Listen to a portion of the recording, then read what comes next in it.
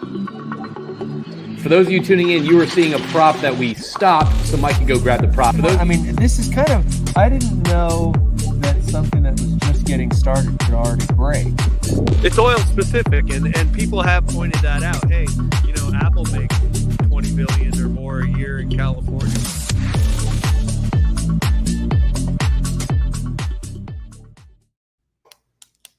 And happy Monday morning to you, Mike, in San Diego. How are you this morning, buddy? Good morning, JP. I'm doing pretty good. How are you? How are you doing? I'm doing well. And for those of you that are tuning into Energy Facts Chats, this is kind of a mid-morning live show that Mike and I do. If you want to catch up on the previous episodes and the conversation about energy, head over to our YouTube channel. Be sure to smash that subscribe button and be notified when we go live. So yeah, I need to actually work on that because I feel like, you know, every YouTube personality that my daughter watches, they have that smash that subscribe button pretty down pat. But anyway. Well, yeah. And Jess just told me before I came in here to do this, how are you going to like get more people to watch, like more than the 6 people that watch it now? I'm like, thanks. I don't know. We're just going to keep doing it because that's what we do. You know what? Okay, here's the deal, Jess and everyone else out there. Number one, it's called getting the word out there, Mike. So if we put this podcast on the California Energy and Science newsletter, Mike, then we'll get some more exposure, Mike. So there's ways to get this out there. And honestly, there's ways to get this by everyone showing their support and whatever, talking. I don't know. Anyways, let's get the news kicked off. So Mike and I love talking about the news headlines and how it kind of keeps adding to this energy conversation that we've been having. And it's been exciting to see how the daily headlines, you might think, oh, that was yesterday's news. It adds on to this continuous energy conversations that we have here on Energy Facts Chats. And all right, Mike, you ready to kick off today's news? What's going on? What are we going to start with? You want me to pick or you want to pick? You know, I'll pick this up. Today the world's 4th biggest iron ore producer stops buying carbon offsets. And Mike, I think this ties well into the conversation of the energy boomerang that you often talk about a lot of times. And real quick, why don't you quickly explain what your idea of this energy boomerang is? Oh gosh, you put me on the spot on the energy boomerang. I think, you know, I wrote down 4 components of this boomerang that I texted you last night. And I think it all fits into, you know, currently we see policy moving very hard to this no emission, stop fossil fuels, stop developing things. Yeah. Everybody, we got to stop to save the planet. And I think that as energy becomes scarce and expensive, prone to supply shocks, prone to price increases, as we see with gasoline prices in California, as we see with utility rates, year rates have been skyrocketing. People don't continue to subscribe to that narrative of we need to stop something that we all use every day. And so the boomerang, in my mind, there's 4 components that are going to see it happen. And one is permitting. We have to start seeing projects being permitted in the United States. And real quick, just to kind of show a stark comparison of that, in previous years, it's usually around 1,400 wells that are permitted. And this year it's been 7. In California, yeah. In California, absolutely. Yes. Yeah. Yes. Yeah. So as the news agencies cover these gasoline prices over $6 a gallon on average in San Diego, you know, what's it come down to? Hey, where are you getting it from? When you shut down local supply, you are dependent on foreign producers. So that leads into, you know, in terms of, in addition to permitting reform, we need regulatory support. We need the regulations in the United States to support local production. We have some of that in the IRA, but as we've talked about, you know, wind developers want more. They want subsidies they don't qualify for. Yeah, it seems not to be working as it was designed on paper. Yeah, so we need continued regulatory reform, permitting reform. We need, in my opinion, producer and community relations to improve. So by that, I mean, if you are a traditional fossil fuel producer, what are you doing to educate and inform your constituents, your community, the people you're providing jobs to, the people you're providing energy to? You've got to educate these people. I think that is something that is so easily overlooked in this industry. And I think that's probably the most important thing is, you know, when this energy boomerang does come around and prices become higher, fingers start to become pointy again and pointing at the wrong sources. You want the community to understand what's actually going on, what's driving these prices up, why your electricity bill is this much versus last previous month. So I think education is probably the most important, in my opinion, out there. Yeah, which is why I love doing this with you every morning, because even if there's only 6, for me, it's personal education. I like to get up and read what's happening in the world today, discuss it with someone that's passionate about it, and we can, learn from that. And I think that's what generally people are going to be tuning in for is, okay, let's turn away from a mainstream media that just kind of buzzes around these topics and dig in deeper. And then that bleeds into the fourth thing that is going to happen with this boomerang, which is long-term sustainable planning, and kind of ties into your initial offset article that you want to touch on today.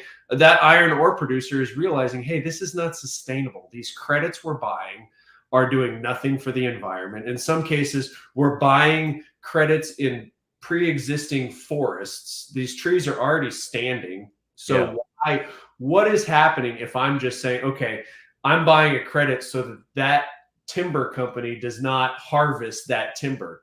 That's really doing nothing on the net balance of things. The trees are standing, they're existing. Just leave them alone if that's what you want to do. If you want to sequester carbon, leave the trees. Or if you want to protect emission savings in a place like California, manage the forests, because we know that one wildfire season can wipe out your emissions gains over 2 decades, which has happened in California. So a lot of these offset programs are being, shown for what they really are. You see kind of, what I'm seeing in kind of the headlines lately, you are seeing that energy boomerang. You are seeing kind of whatever the story, the pie in the sky story that was being kind of told. I guess the realities are finally kind of hitting the mainstream media. You see a local news station out there, that KUP22, KUSI out here in San Diego, talking about gas price, gas price, and kind of saying, hey, look, this is the green, movement. What's going on here? So you are seeing these conversations occur. So that's kind of exactly what's going on in this article right here. Pretty much, the ore producers saying, look, there's a lot of greenwashing going on. I'm not really sure that this is actually having an impact as it says it's doing. So we're just going to stop right now and look at this a little bit more, look at this in detail a little bit more. And so you're seeing that over there. So what else we got today? I think you hit on it. Russia's oil export revenues to rise this year as it evades the G7 price cap, similar to the offset schemes. We're sold this idea that these sanctions on Russia are really hurting the Russian economy. And then you read this article and it says, well, 3/4 of all their shipments now, they're just not using Western insurance companies to ship the crude. So they're evading all the sanctions. So what that means, they're posed to gain probably about $15 billion from oil sales this year.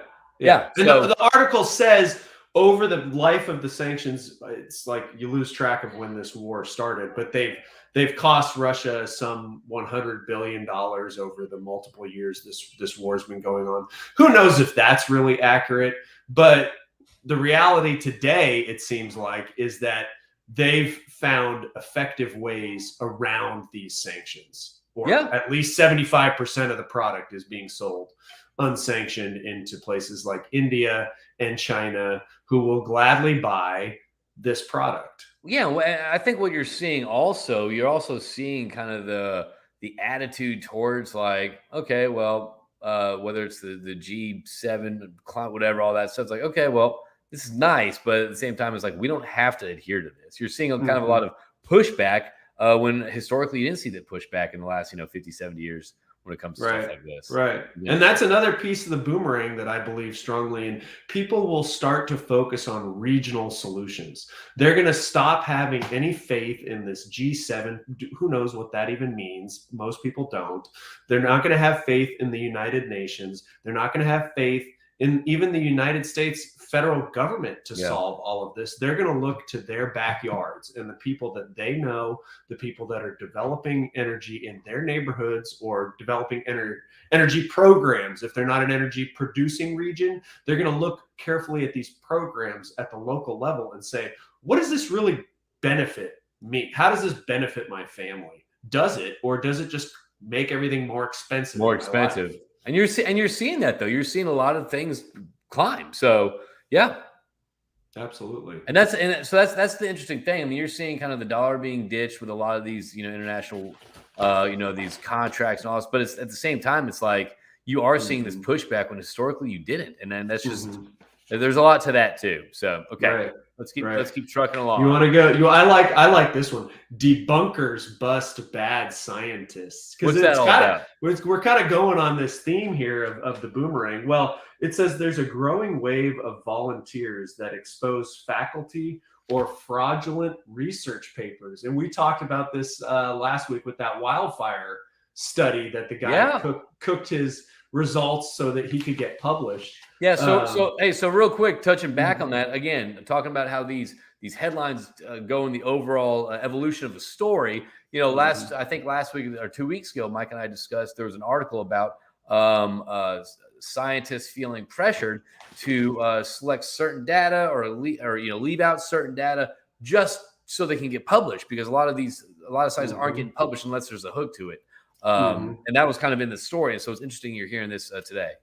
Yeah, and this says, this talks about the folks putting it on. Simmons is the last name. Simmons and his 2 colleagues are among a growing number of scientists worldwide who moonlight as data detectives, sifting through published studies for evidence of fraud. And this is really what we're doing at Californians for Energy and Science. We've noticed a trend among the studies that paint the fossil fuel industry in California as the reason for bad air quality for everything. The state. Yes, and so the publishers of these reports, they don't look at the greenhouse gas inventory put out by the California Air Resources Board that shows upstream oil and gas production accounts for less than 1.7% of all of California's emissions. So you've got this tiny little segment of greenhouse gas emissions attributed to the oil and gas upstream production sector.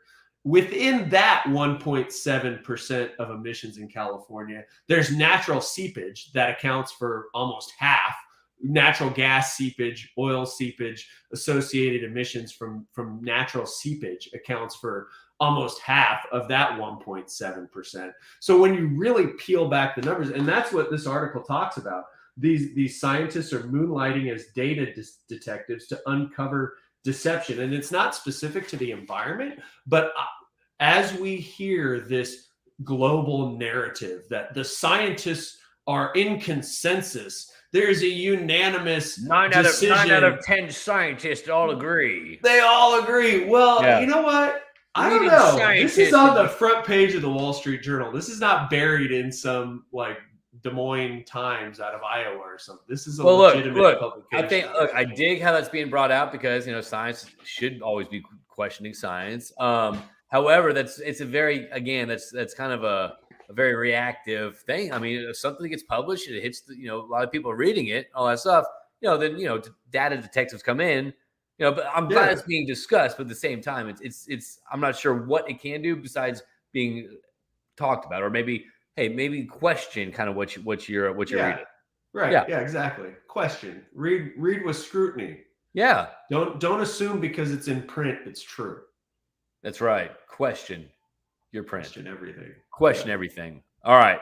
So let's say a little shout. We have Tyler tuning in from, I think, New Orleans, I think. Is that right, Tyler? Tyler's going to be joining us, Mike, in October. Cool. I'm there. I was kind of tripping out. I'm like, afternoon, JP. Where New Orleans? It's still morning. Well, he's just so ahead on a Monday morning. You know what? It's already the afternoon.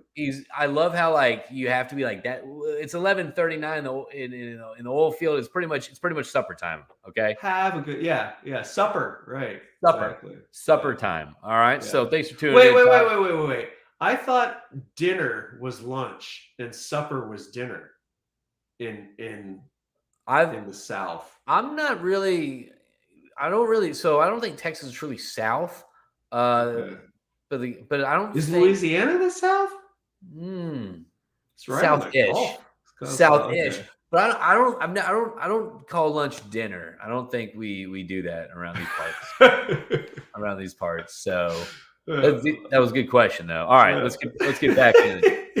Let's get back in this. Okay, so anyway, so data detectives are going in and busting these scientists. That's very interesting. Yeah. And I think that's got to be such like a rush if you're like a data detective and you solve. Yeah. You Inspector Gadget. Yeah. Yeah. We could be the Inspector Gadgets of this narrative. Okay. So where are we going? The investment shortfall threatens Europe's green transition. Dude, Not enough money. Yeah. So you're seeing a lot of these again.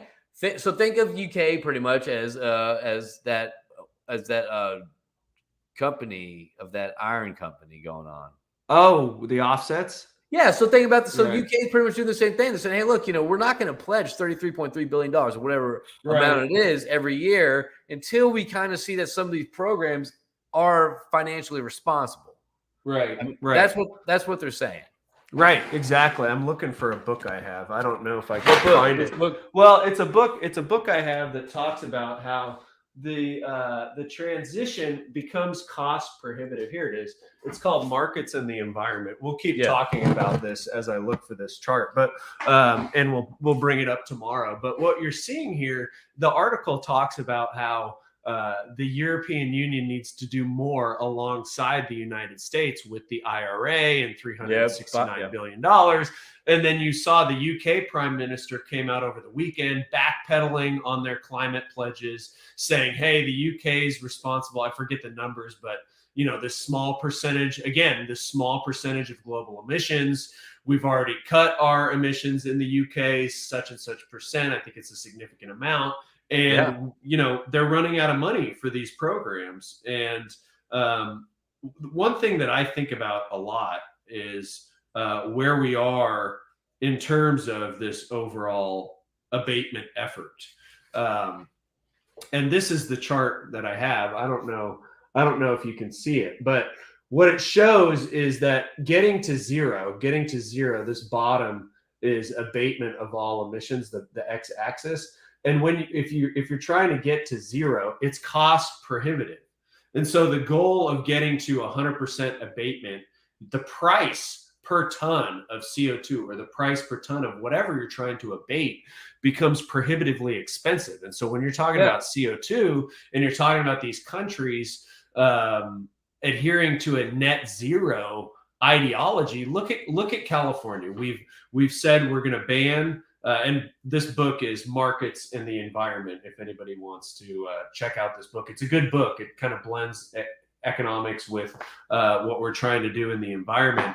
But what we're seeing in California, we've got 20% of new vehicles are EVs, yet we're still burning 530 million barrels of oil every year. You've got, we're trying to get to a net zero grid, yet we're still burning natural gas, and natural gas is providing roughly 45% of the generation on the CAISO grid. So even in the places where these programs are, quote unquote, leading edge and going further and farther than any other country, the EU is often tag team. You've got the energy maps up and showing just how much natural gas is being burned right now, mid-morning in California, more than renewables. When historically it's usually the wind by then or the sun. Yeah, exactly. And we already have $6 gasoline in San Diego. We already have the highest utility rates, and we're not even 50% of the way there. Well, and I think that's an important perspective. What sucks is, Mike, it's like for someone that does kind of know how that is in the energy space and not just kind of getting their information from the headlines, like you see the gas prices start going up. You've made the calls, Mike. I remember reading your tweets. You've made these calls months ago. Okay.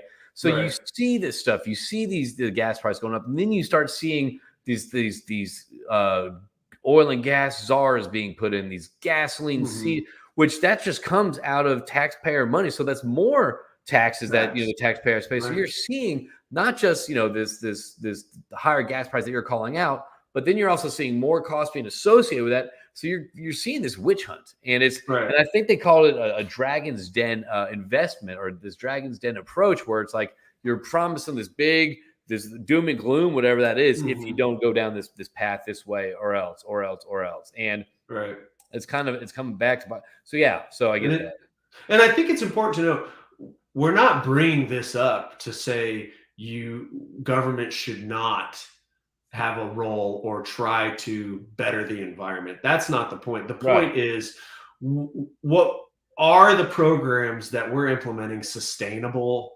Are they transparent? Can you explain it to an 18-year-old voter like they're a child and make it very simple for them to understand? Are these bureaucratic divisions set to monitor the prices and all that? Are they cost effective? Are they even effective? Do they do anything to bring down prices? No, because it's a matter of supply and demand. And I think it bleeds into the last article that we have as a headline, which is something we've talked about the last week and a half or longer. And it says California wants to know your emissions. Sacramento moves to enforce CO2 disclosures nationwide. And this has come up almost daily since we've been doing these. Yeah. So I guess a little background on this. I think California is requiring that anybody or any company that makes over $1 billion in revenue has to disclose their emissions. And I think that's back behind the supply line, right? Yeah, and that's another. Every time we read one of these, I always think, well, should we bring this up today? But we get another layer of the onion. So this says this would include the emissions of their suppliers, customers, contractors, and even commuting workers. So just because you've got $1 billion in sales doesn't just mean those companies. It's all their suppliers, all their customers, contractors, and even commuting workers. So basically, a lot of companies and a lot of people in not only California but nationwide. And so this opinion piece in the Wall Street Journal says that Sacramento moves to enforce CO2 disclosures nationwide. So something we again talk about a lot, that this policy in California is not just for California. Yeah, I know policy spreads, and that's kind of, so let me get this straight. So pretty much Apple. Let's take the iPhone, for example. Yes. Okay. It's not just kind of how it's manufactured overseas. Right. It's how is it how the battery shipped? Yeah. Have been buying? It should be, according to this. It says supply chains. It should be. It should be. But there's a funny thing that happens in Sacramento when it gets outside of the borders of California. The reporting starts to get really fuzzy. It gets really fuzzy. So this is kind of what I was going to ask you. This is kind of where it kind of gets flanges up. So let's say that these companies that have to report all this stuff and the things that people, whether it's Tesla, whether it's an iPhone, whether it's some technology that people, Amazon, whatever it is that people love, that thrive and live by, aka whatever. Are they going to want this information? Are they going to? For example, you remember that thing that came across the desk? Hey, look, if we're looking at environmental impacts of production domestically, let's look at environmental impacts of production where we source our oil, and that kind of fell flat. No one wanted to do that. So if this exposes, kind of exposes some things that may not be to the palate of the people that are kind of implementing this, what do you think that's going to mean? Is it going to fall? Is it going to come to light? What's going to happen? I don't know that the everyday consumer cares enough to make a difference in their choices. For me, I have this iPhone, I don't know what it is, the 10 maybe, when they had the small screen, and I'm going to keep this as long as I can because I can't afford to get another $1,500 iPhone. So I'm going to maximize my usage on this. I think consumers care about their spending, but I don't know that they care about the emissions of these products. And certainly Sacramento, as you alluded to. Well, hold on a second. Yeah. My thing is, what is the point of even tracking this if you're not going to do something with this data? They will do something with the data. I think they will. Because what happens is these programs add layers of bureaucracy to the reporting. So in the case of oil and gas emissions and the oil and gas czar that's being put in place, they're tracking refinery profits, refinery inputs, refinery outputs, and then who knows? The jury's out. But hey, my thing in the dystopian future, if you're a big carbon footprinter, you know what I mean, with all your products that you use or stuff like that, what's behind that? What's the taxes? What's the control, man? Anyway, well, and it's interesting you mentioned that. I mean, this stuff's getting pushed. It's interesting because I think what you're getting at is who benefits from all of this, and it says the bill's main beneficiaries will be CO2 accounting startups such as Personify AI and Watershed. Personify says in a public comment to the SEC proposal, to the extent allowable under its authority, the SEC should encourage privately held companies to provide climate disclosure on par with publicly traded companies. So at the end of the day, to your point, and the article says it here, who benefits? This new carbon counting economy. And all of these startups that are, we'll help you monitor your emissions. Pay us a fee monthly and we'll help you report all of these things to the SEC.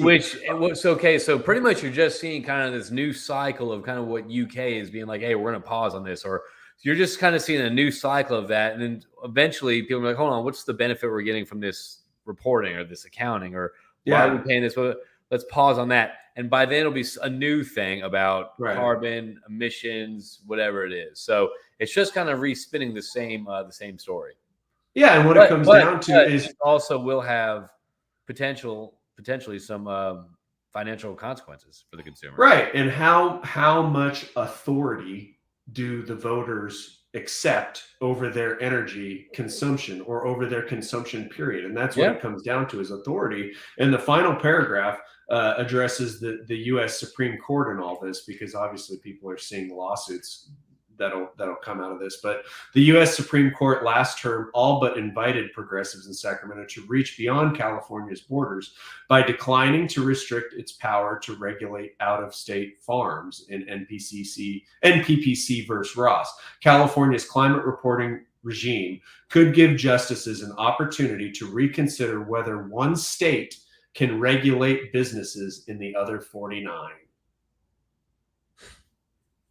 So that's why people should listen to Energy Facts Chats, because we like to highlight these regulatory themes on a daily basis. And it's an election year, so let's stay focused on it. Dystopian future time. What if you use up all your carbon for that day and your child needs diapers and you can't order any diapers? You can't go outside and do naked yoga. You can't go to the store. Pee and poop outside. You can't go to the store because you can't charge your card because you already used your credits. I'm telling you, hey, these make for good stories.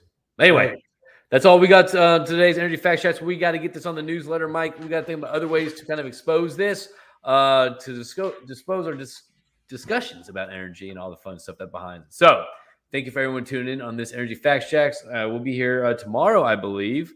As well. So see y'all then.